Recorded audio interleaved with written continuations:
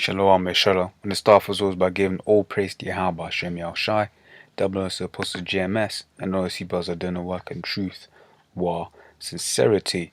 Now, as you can see here, I've searched for leprosy, and I can assure you that this isn't leprosy according to the Bible. So, in this edition of the FAQ, I'm going to be answering the question, what is leprosy? Because this isn't it. I'm not a biologist, but by looking at, if I just showed you that picture, you'd automatically assume that was a cancer of some sort, but then in other places it looks like a flesh-eating disease. Whether that was amputations, I'm not too sure, whereas in other places, it looks like what am I looking for? Like a severe form of arthritis, but this is the most correct, this is from YouTube, so, this is probably one of the brothers, you know, I don't know if he's right, History Channels is one of the GMS brothers, but, that's the closest, answer to what leprosy actually is, right? So we close out and we get into scriptures. We open Numbers 12 and 10. It says, "And the cloud departed from off the tabernacle, and behold, Miriam became leprous, white as snow. And Aaron looked upon Miriam, and behold, she was leprous." And so I'm basically showing you that having white skin is leprosy. Now you have clean lepers and you have unclean lepers. The picture you just saw there was wherever it went here. This is an unclean leper. Because the skin is not all turned white, as we're going to get into when we look at the law. But you so-called white people are clean lepers, unless you're blonde, right? So it says, Leviticus 13 and 12 says, "And if a leprosy break out abroad in the skin, and the leprosy cover all the skin of him that have the plague, behold, from his head even to his foot, wheresoever the priest looketh, then the priest shall consider, and behold, if the leprosy have covered all his flesh, he shall pronounce him clean that hath the plague. It is all turned white. He is clean." So like I said, once again, you so-called white people are clean lepers.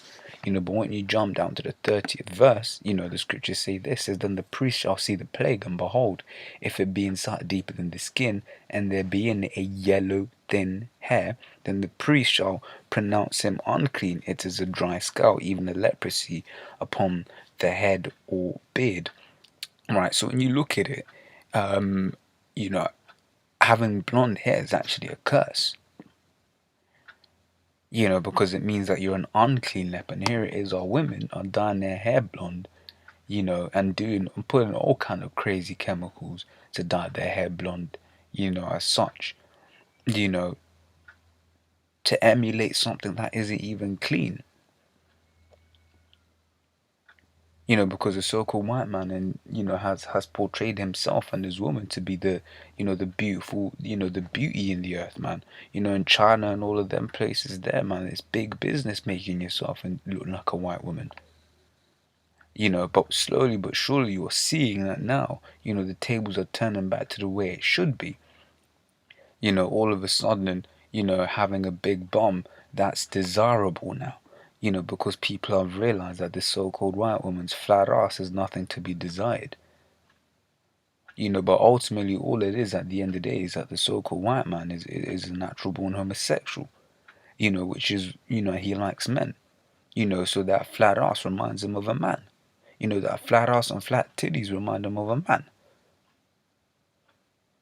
Big lips, for instance. Now you have Kylie Jenner, that's a big thing. Ooh, Kylie Jenner, look, she's got big lips. What? Yeah, 50 years ago, what was you having? 50, 60 years ago, the advertising, oh, look at these nigger lips and shit. Now when you look at blonde, you read that it says, but always has some sort of yellowish color. As you see from this little dog here, right? Because that's what their hair is. Their hair is shit hair, man. But once again, more proof that this is talking about so-called white people. It says a yellow thin hair. And what do you always see in these adverts? Pantene Pro V. Always talking about, oh, get fuller looking hair, get thicker hair. Whereas Jake women, they have thick hair, period, right? But you are gonna have so-called Jake that look like, that look like Edomites. You know, when you look at pictures of this geezer here, at times you just like, damn, this guy here is you think just saying him, you might mistake him for a so-called white man. You certainly mistake this kid for a so-called white boy, but that's his son.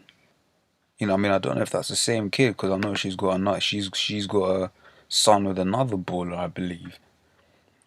But even just there, look at that. You'd say, what's he doing with that kid?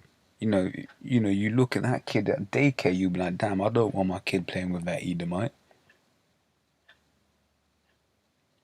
Because at the end of the day, it's all spiritual, and this is proof furthermore, man, that, you can't just look at a so-called white person, and say that's an Edomite. You have to be spiritual about it because, like I said, this here, if that's his legitimate son, he's a Jake. Which is why when we say, Irish people, some of the Irish, we don't have a blanket covering on saying, are you Irish? You're a Jake. We say some Irish people are Jake. And this is why. If you look down, dad, son, grandson. So you went from dark to Edomite looking in 3 generations. So how difficult is it to understand? And we have photo evidence of this stuff. But like I said, you're gonna have Jake that have leprosy. But it is what it is on this side, man. That's just a tribulation you're gonna have to deal with.